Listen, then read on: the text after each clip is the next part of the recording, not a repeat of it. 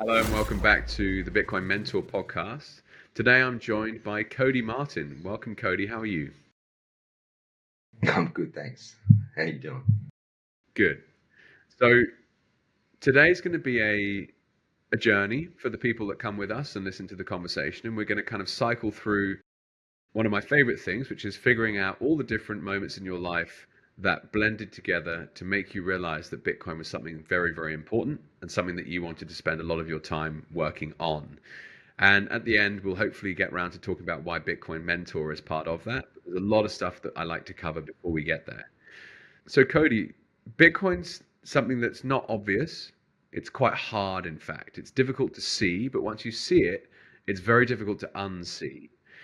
Do you think when you kind of rewind the clock to growing up and maybe being interested in technology or maybe being interested in money or maybe having no interest in those things at all, like, can you retrace some steps and teach us about what your major passions were early on in life and where things all kicked off from? Yeah, no worries. I grew up born and bred in Australia. I never really travelled until I was a lot older. So I was born in South Australia, lived in Northern Territory as well, and Western Australia. I moved a lot as a kid, went to lots of different schools. I was never really a tech kid or anything like that. I think the most the most tech I did was when I, had my first PlayStation, played Tomb Raider, and I used to get the guy who carried the trays stuck in the door. That was about it. Other than that, I was riding my push bikes around in red dirt in the bush, and yeah, that was it. So then we moved back. We moved to Queensland, and that was where like my most influential years as a teenager, from about 15, 14. Oh, no, actually, it would have been about 13 onwards in far north Queensland.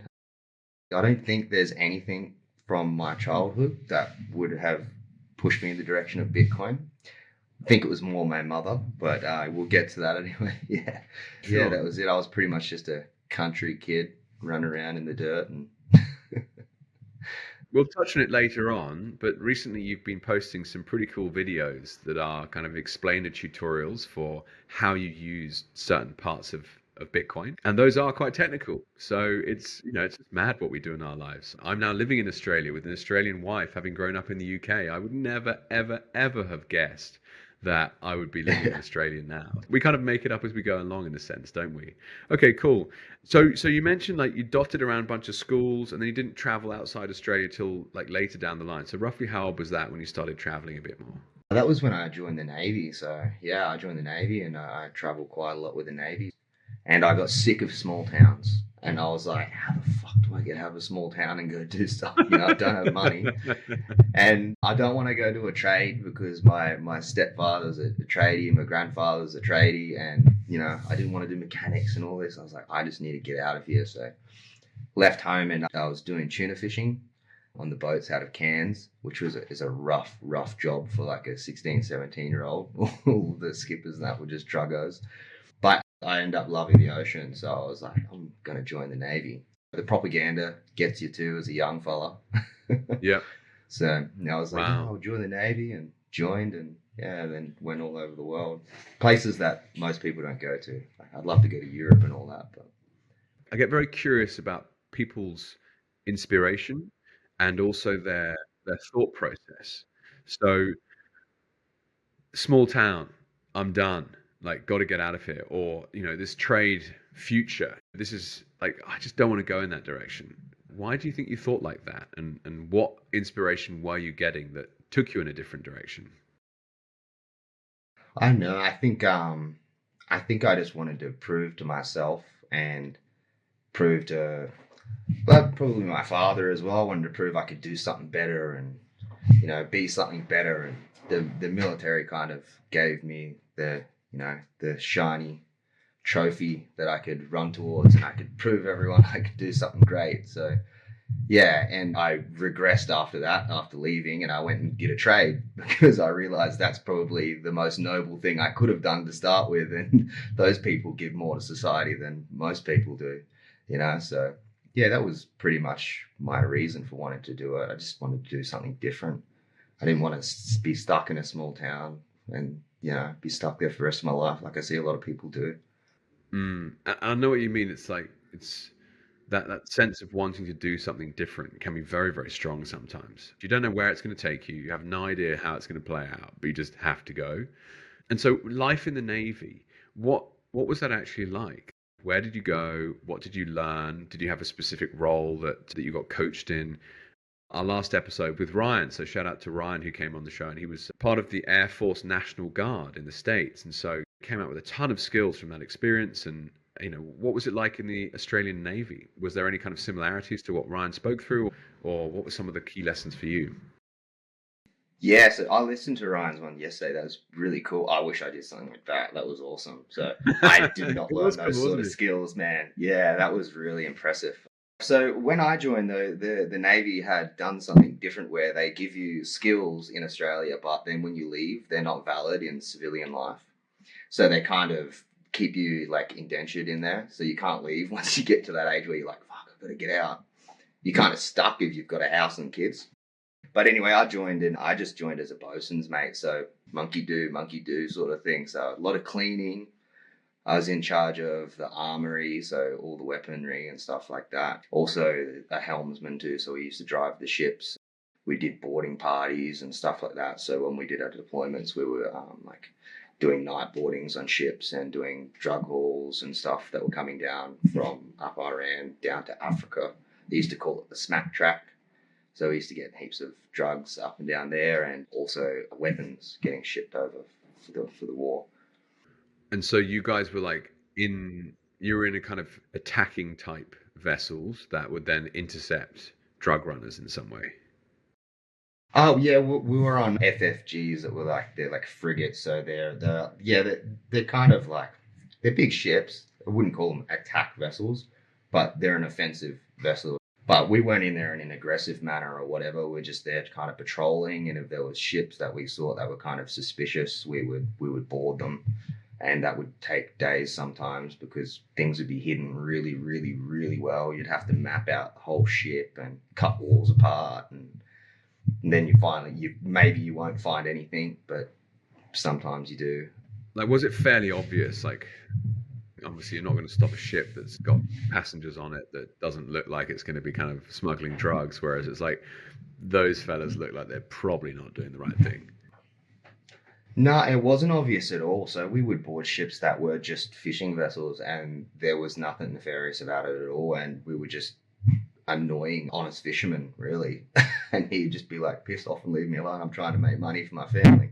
And I don't have any money, and I'm probably not going to make any from it anyway. But yeah, so we'd just do that over and over again. And eventually you'd get one. And it was lots of it was up to the captain's discretion, and he would get information as well. And so sometimes we get leads or tips and stuff like that. But yeah, they were pretty unsuspecting. And in some ways, it's like I get drawn to the discussion of what's right and what's wrong, and who's in charge, and why are you doing that? Like you describe an innocent fisherman who's literally just trying to harvest the ocean and make money from selling the fish, and you guys are like boarding his boat, stopping him from doing his work, getting involved in his life, Destroying getting in his his grill. catch as well. For what? Destroy the catch. Yeah, wow. And you already touched on the phrase propaganda, Codey. So that's an interesting word in itself. And so what was that experience like going through the Navy? What were you initially told as to like why you should do that, and then how you experienced it, and what did you think at the end?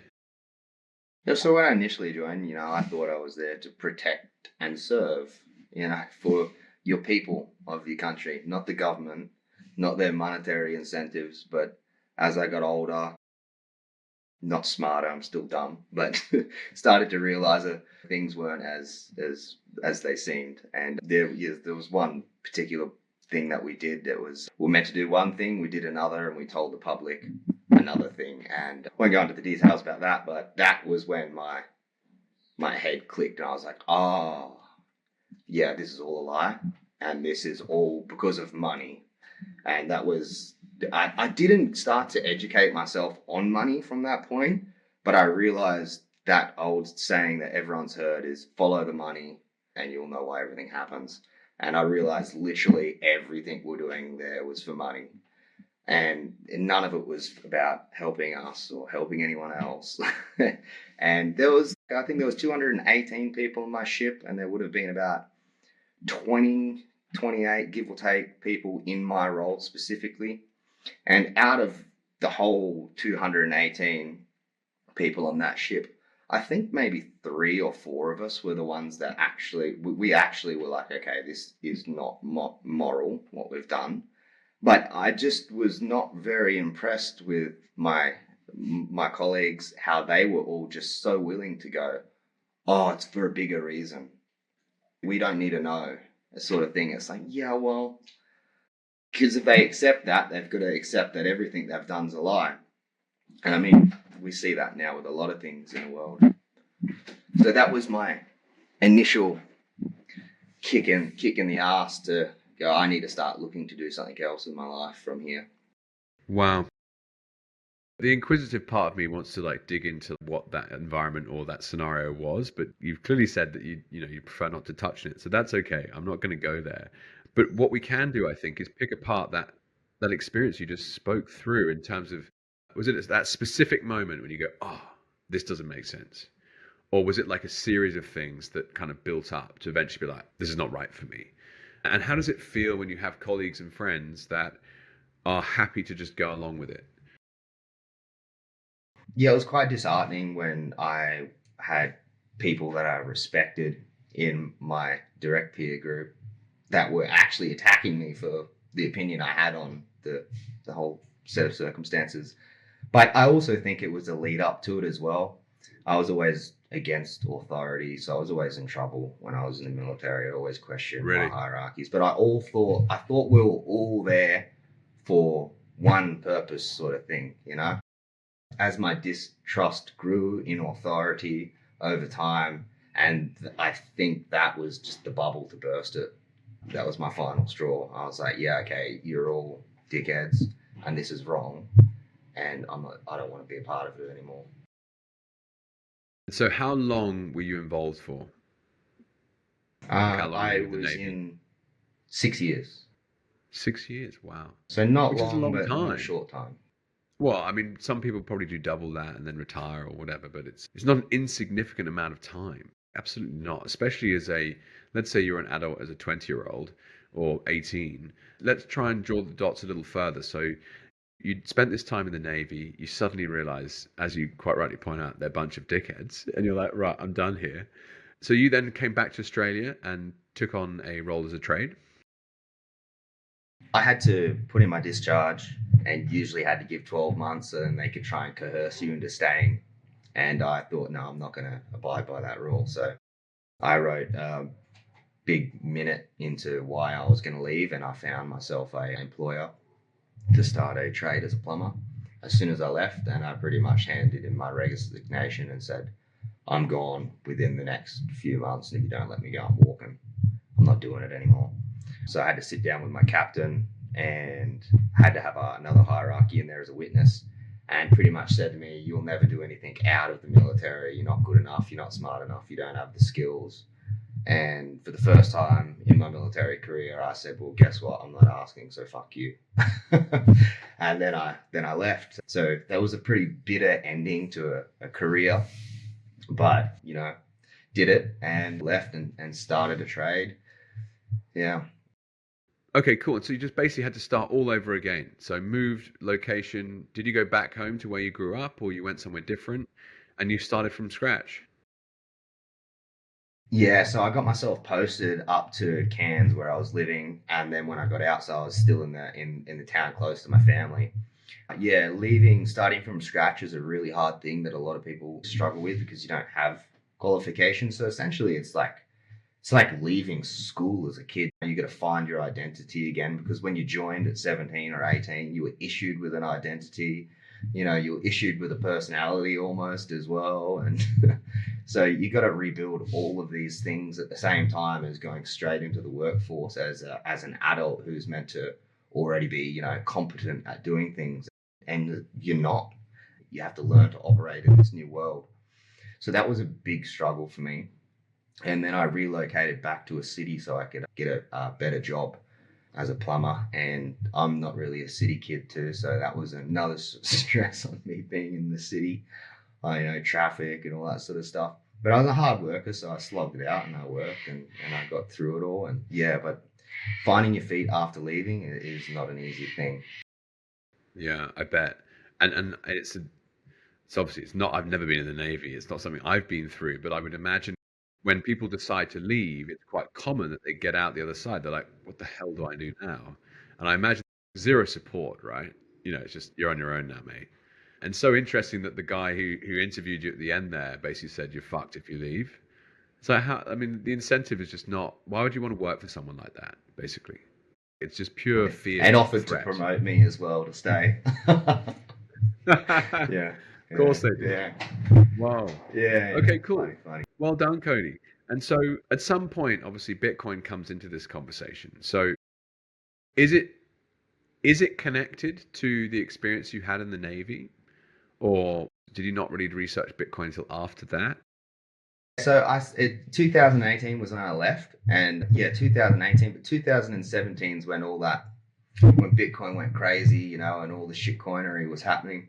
And at that time, with my partner, we were buying all that sort of stuff. We were getting on the craze as well, and I thought Ripple was the next best thing, so I put a lot of money into Ripple. But my mother, she put a lot of money into Bitcoin, and my father's. So she was really, really invested. I had a little bit of Bitcoin and I was busy trying to piece my head together and do my trade as well. But my mother was. So when Bitcoin fell, she was like, holy shit, holy shit, holy shit. What I gotta do? I can't just take it out and, liquidate myself because this is all of the money that I've worked for. She's not young. She can't just go back and rebuild herself. So she had to dive into Bitcoin and what it was and understand it.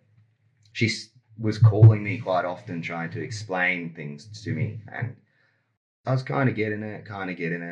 And then I think the cherry popped when she fully explained the actual nature of decentralization of Bitcoin. And then I was like, holy shit, I get this now, and how it can defund violence essentially and war. And that's when it hit me. I was like, yeah, I'm all in. I drove straight home from work and I sold all my XRP, put everything into Bitcoin, and I haven't looked back since then because now I feel like I'm actually fighting for something. Wow. Like I really feel like it's war now. I think Preston Fish, is it Preston Fish who was a pilot as well? And he realized money was corrupt. I think it's Preston Fish. When you meet ex-military in the Bitcoin space, it's very interesting. And we'll talk about this now. 100% we can uncover a little more. So first, let's just walk through, why did you own Ripple? And what was it that your mum told you about decentralization that caught your attention? So Ripple, really, I don't know. I just thought the banks were using it and stuff, and I was like, yeah, it's going to be used because the banks are using it. That was the extent of my my brain in it. Yeah, so I didn't really know what I was doing. I had no idea. But when she explained the true decentralized nature of Bitcoin, its market cap, and it couldn't be inflated, we couldn't be taxed on it, we couldn't be stolen from, and that the people at the bottom could actually build generational wealth and look into the future, and it couldn't be taken from us through force, And to fund wars, they would have to take that from us so they could fund wars, and they can't take it from us. They did it with gold. They had to decouple from the gold standard so they could print more fiat money, and that's why we push war in perpetuity. That's why we have never-ending wars, and I think that's really what popped it when all those I had a few moving cogs, and once they all clicked, she'd planted all these seeds and they all clicked at once, and it was just like, I think we all have that. And then the Bitcoin standard come out right at that time too, so I was reading that as well. I like to think, Cody, that we have to have had probably 4 or 5 really big life experiences that suddenly all align and you go, oh my God, Bitcoin's important. And that's what makes you dig a lot further. And we are all guilty of being superficial to start with, i.e., I'm buying Ripple because the banks own it. I've owned a number of things in my lifetime for thinking like that. But who owns Ripple? What does Ripple function like as an actual blockchain? How many users are on there? What's the size of the block? Like, you don't ask any of those questions. Quite quickly, we'll show you that it's actually not the future of money, which Bitcoin, I truly believe, is. And the whole point of BitcoinMentor is to help people on this journey that we've all had to go through and make a lot of mistakes first. And we can do that for an hourly consultancy fee rather than years of figuring things out. What I'd love to learn more about, though, Codey, is you talk about defunding war. What the hell does that actually mean? A peaceful revolution, no more unnecessary bloodshed, just peace for everyone. You look at the world now and you want everything to be fixed and you have no way of fixing it. And once you understand Bitcoin, it's a fix and you don't have to do much. All you need to do is opt out every day, DCA, or however you want to do it. For anyone out there that might be listening is hearing this kind of topic for the first time, to my understanding, and Codey, please jump in where I'm missing angles to this, but essentially when someone has the ability to print their own money, they can give it to their buddies first, which is the Cantillon effect. And what this means is they can actually pay for things that they don't have to tax the population for.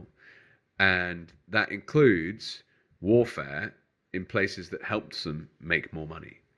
So the moment that you remove the ability to print money, they can't finance war unless they tax their own population, which means they have to go to their democratic processes and say, do you want to buy a war bond, for example? And it's just a very difficult way for them to raise money because people ask questions like, well, why are we going to war? Why do I have to put my life on the line for this purpose? And often the reasons aren't good enough, to be honest. And it is fascinating, isn't it? And so there you were back in the Navy. You think about how that's actually funded by fiat currency. Like, why are you picking up a fisherman off the coast of Africa as an Australian Navy? Like, what's going on there? How did that even happen? How long do you think this process will take, Codey? Gosh, trying to predict the future. I really don't know. I really don't know. How long are they going to try and draw out the fiat system? How fast are they going to print money? How long is it going to take for people to realize? I think when the number goes up, it's going to draw more people in, and it could turn into a cascading effect, and it could all happen within 12 months. I also think the opposite is possible as well, where it could be drawn out for another 10 or 20 years. I truly don't know. All I believe is that it is inevitable because it's unkillable, it's untouchable, it exists everywhere all at once, and there is no central point of failure and it cannot be taken away. So it's this good virus that's slowly going to just take over humanity, and I'm on board for as long as that takes. But predicting how long or how fast it's going to happen, I'm not even going to bother trying to do that because I feel like everyone that does is wrong anyway. And they are. Like, very simple. Anyone that ever tells you what the price is going to be at a certain date in the future is not worth spending any time listening to. It's only ever a prediction. That great saying, like, all models are wrong. Some of them are useful, most of them are dangerous. So it's impossible to know when this will happen. I guess what I was more intrigued by was, like, as someone who's been inside an organization like a nation state navy and how well funded it is, for that to just to like fall apart, it's not going to happen overnight, right? They're going to do their very best to kind of keep it going as long as possible. But then maybe then that next phrase, like the emperor actually wears no clothes, is another good phrase I like, because you suddenly realize that they don't have a clue what they're doing, and the second that dollar's not worth anything, then who's going to pay for it? Yeah, I see. If the dollar completely falls, maybe they'll do what other countries do, and they'll just be like offering housing and food to all those ones that serve. That'd be the only reason that they'd still be there. because their money would be worth nothing anyway. So they just have to provide security for their families and stuff, while the rest of us in the general population that aren't surfing would be eating bugs. But I don't know how that long that would last for, if we have that off ramp, which is Bitcoin, that's there waiting for those people too. Because I imagine a lot of people that are serving in dictatorial militaries and stuff like that, if they had an option, I'm sure lots of them don't want to be there and don't want to be doing it, but they feel trapped. But if Bitcoin grows so big that so many eyes can get on it and they realize that there's that off ramp, I hope, because I believe humanity is good, I hope people will do the moral thing. And with the education too, proliferating the education of Bitcoin as well, that will help a lot. And it's happening. BitcoinMentor, Ben, there's all sorts of people out there doing stuff. Even on the political sphere, it's getting pushed. There's a lot of people that are going to see that and then educate themselves too. And so it's moving. Absolutely, it is. You mentioned your mum at the start of the conversation. So did she sell after that big drawdown of 2018-19, or did she keep hold of it? Brilliant. Okay, well, shout out to your mum, Codey. That's fantastic. I guess that's also where you started not just learning about it, but also learning from your mum, but then starting to maybe teach other people. One thing I find is a very common trait is that everyone that starts learning a lot about Bitcoin starts advocating for it to other people. And that's where we start teaching. The student becomes the teacher type thing. Is that the experience you went through as well?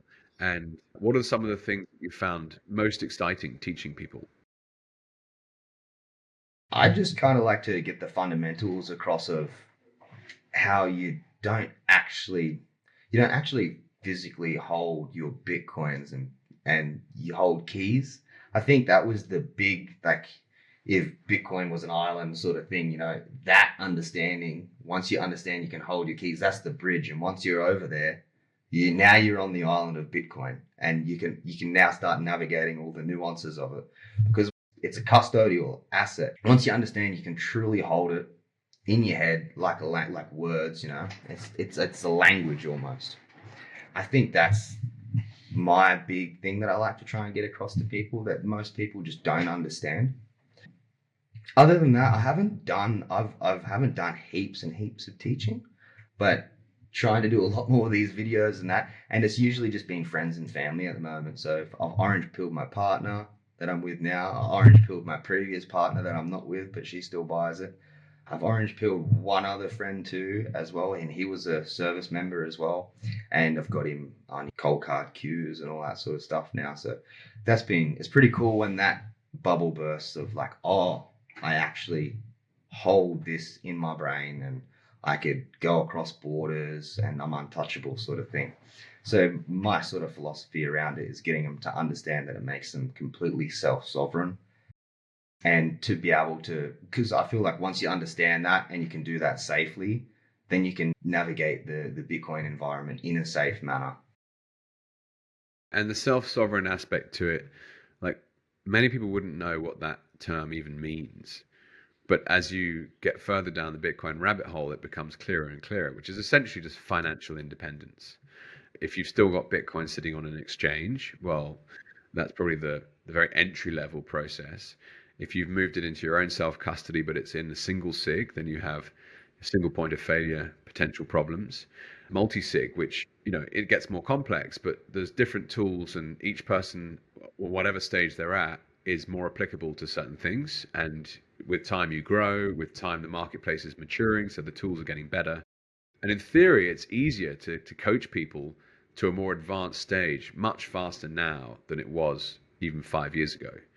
And that's obviously what BitcoinMentor is all about. So let's talk about that for a moment, Codey. How did you hear about BitcoinMentor, and what was the process like of becoming a mentor? So my partner was pregnant at the time, and we both decided we were going to squeeze in a quick little holiday, and we went over to Japan. Don't go to Japan in the cold months with a heavy laden pregnant woman and moving between heaps of different small hotels. It was beautiful, but it was also a nightmare moving around. But yeah, we're doing that, and it was kind of serendipitous because I was going through the old magazines of Citadel 21, and I seen at the bottom of the Bitcoin job advertisement website, and I clicked on it, and I seen BitcoinMentor, and I was like, oh, maybe I should do this, you know. And a big motivation for it was that I was having a daughter, and I really wanted to put my foot into some sort of career that would make her proud, and I want to lead by example as a good father. So I was like, fuck it, let's put one in. My partner helped me write up a CV, put it in, and got messaged back by Mike, and I think it was JB that you were talking to just recently. I had the same feelings. I thought it was a scam. I was like, this can't be real. The AI pictures on there, and I was like, I need to see a face. So I was like, Yeah. I was waiting for that email, like, send me 1 Bitcoin and I'll send you 2 back, and then I was just gonna Some Nigerian off. king. Yeah. So I kept watching the little videos that got sent and stuff, and I was like, oh, they're mentioning Ben. Okay. And then I had the first meeting with Mike, and I was like, okay, this is legit. Real. And then made the video, and put that in. So once I had that video with Mike, I started getting pretty excited. Yeah, so it was pretty serendipitous. What was it like actually, coaching someone through some things? Yeah, it was really exciting. And I just felt like I was having a conversation with a person, and it was really, really nice. Helping a lovely lady at the moment set up inheritance planning and stuff like that. She left Australia during COVID, and she grew a big distrust for the government at the time, and she has substantial amounts of money she put into Bitcoin. And it's been an awesome feeling to be able to hold her hand to do that. She didn't quite understand hardware wallets and how they held your private information and stuff. So a few of the sessions were just explaining how these things work and kind of placating her fears around those sort of things, like, oh, what happens if I lose my hardware device or it breaks, or all those sorts of things. And once that bubble sort of burst on those things, she was really happy, and she calmed down a lot because she was quite nervous about it all. So it was really fulfilling to be able to hold her hand like that, especially with, I got a soft spot for people that sort of age too. She's a bit older, that have taken the initiative to do something like that in the time of their life that they're at, because that's a big thing to do. At 30, I can take a risk, but at 60 or 50, that's a different game. So yeah, helping her really made me feel good. Like going to a lawyer or going to an accountant for unique and bespoke advice on what works for me. So it's difficult for someone to sell me like a cookie cutter approach and say, do this course, it's the same for everyone. It's like, no, depends on a number of different factors, and hence the one-on-one consulting is such a good model. Yeah, it's very exciting. So we'll see where it all goes. Well, Codey, I can't help but notice you've got a Jiu Jitsu t-shirt on. So I know that you have a passion for that and another business. So I'm always keen to find out about who people are and what drives them. So teach us a bit about your experience with getting into jiu-jitsu and why you enjoy it. There's a little hobby I took up when I was like 16. When I left home, I did it for a little bit, and then I found partying and the Navy and having fun, so it kind of slipped to the wayside. But we used to have to fight for our beds in the Navy. So we'd have like 66 blokes, 66 beds, 3 showers, 3 toilets. Toilets didn't have doors on them for a while. But if we wanted a good bed, the bottom ones were the best. We'd get everyone in there and would have a rumble, we used to call them.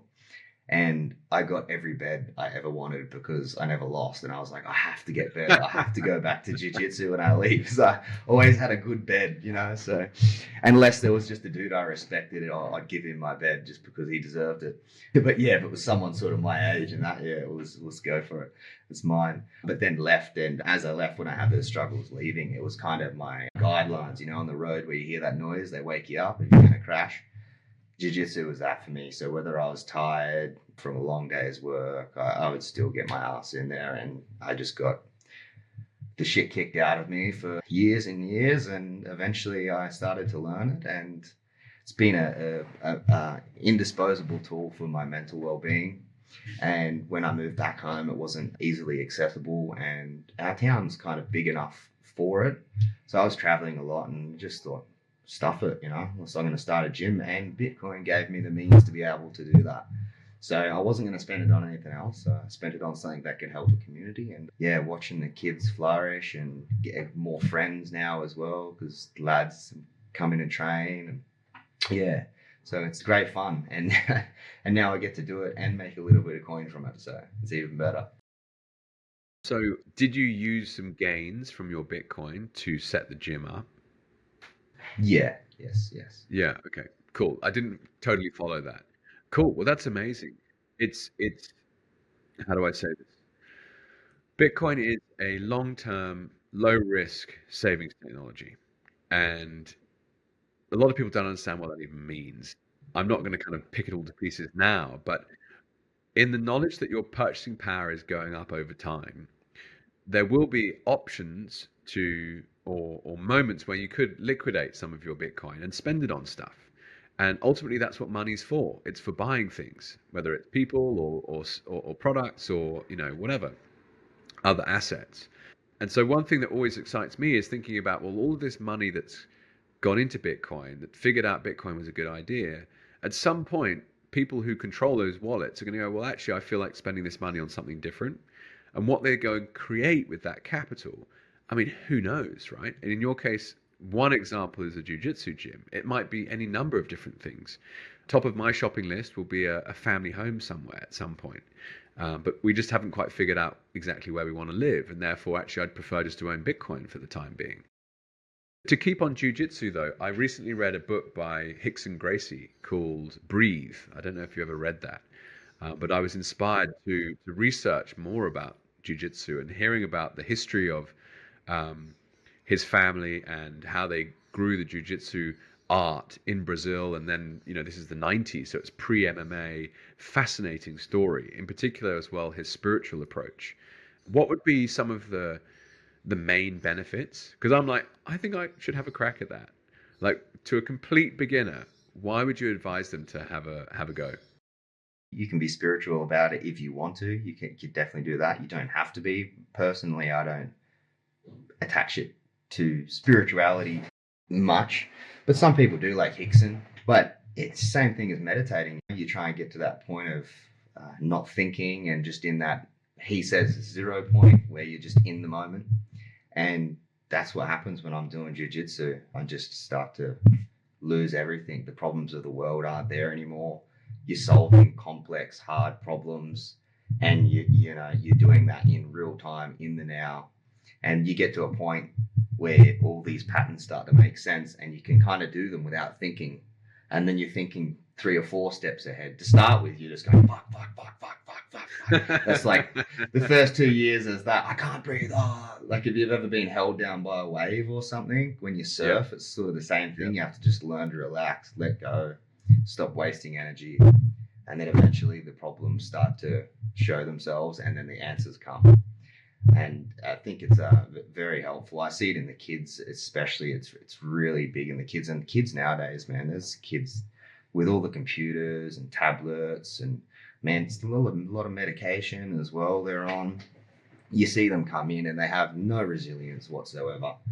But if they've got good parents behind them and the parents keep them in there, the first thing I tell the parents is like, your kid's going to cry, your kid's going to get hurt, but it's going to be in a controlled environment, and they're going to learn that now opposed to when they're an adult and no one gives a shit and it's not a controlled environment. So how about we put them under that pressure now and keep them coming in, and they will eventually break through and realize, oh, I can handle this. I can keep pushing through this. I can solve this problem on my own. And I've seen that with a few kids now, and they're starting to get brute about them. They're starting to solve problems. But the same thing's true for the adults as well. A lot of us didn't learn that as kids. I was one. It took me till my late 20s to really, really start to realize I can do things on my own, and I can solve problems, and I can survive under pressure. So it relates directly into your life. It's like a microcosm of life itself. You think you're doing really good one day, and you go back in there and you realize, nah, you get beaten down, and it's just that's in perpetuity. That never ends, and that's what's beautiful about it. Awesome. I really felt a strong connection in a sense to the way that it seems to empower people. So like the physical activity is obviously very good for you. The fact that it's like based in actually self-defense, just like you're totally fine in a large category of scenarios, whereas most people get, they get angry or they lose their mind or they get scared, and those are all things that actually are very beneficial in your life. In some ways, I wish I'd asked you this question about jiu-jitsu before we touched on Bitcoin, because I think reflects very nicely, right? There's a certain type of person that's willing to do the hard yards to get the other side. And as you said, like you're going to spend 2 years not being able to breathe in a jiu-jitsu class, but actually on the other side of that is this wonderful place. And that's the definition of delayed gratification, is being able to like, okay, if I do this now, what I get in the future is actually going to be better. And so what are some of the best transformations you see people go through that have come into the gym?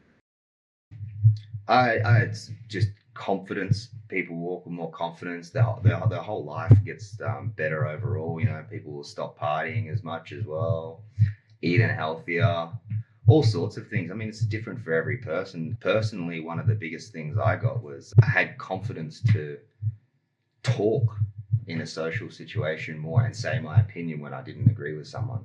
I can't really speak to everyone else's benefits. Everyone gets different things in their life that it helps them with. But yeah, it helped me speak better. I found my voice through jiu-jitsu. I think there's an underlying threat of violence when you're a man, when you have opinions.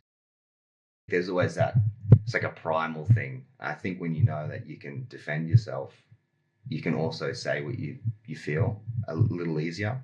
That was one big thing I noticed in my life, because I was a lot more quiet spoken beforehand. So yeah, that was me personally. Well, I'll have to cycle back to you in a couple of months' time to see if I've actually decided to go ahead and go to my first jiu-jitsu class. You should. Our third baby is arriving in like a matter of weeks, so I'm probably not going to have a huge amount of time on my hands. But oh wow, your if you phone's are on loud constantly now. Yeah. How many times per week do you reckon you have to get in the gym then as a beginner? You can go once a week. I'd recommend 2 times a week minimum. If you're too sore, because like a lot of the time when you first start, people tense heaps. It'll be like riding a motorbike. Your whole your arms will be sore, your back will be sore because you haven't relaxed. So if you feel you need a break, have a break. Do once a week or do 2. 3 is a really good number, but depending on how healthy you are and how sore you are, aim for 3. Work you might have and other commitments or whatever. Yeah, cool. Yeah. That's something I've got my eye on for sure. The other thing annoys me is I live in Byron Bay, which is one of the best surfing spots in the world, and I don't surf. And I tried. I've done a couple of lessons, and I just got absolutely killed by the waves a number of times.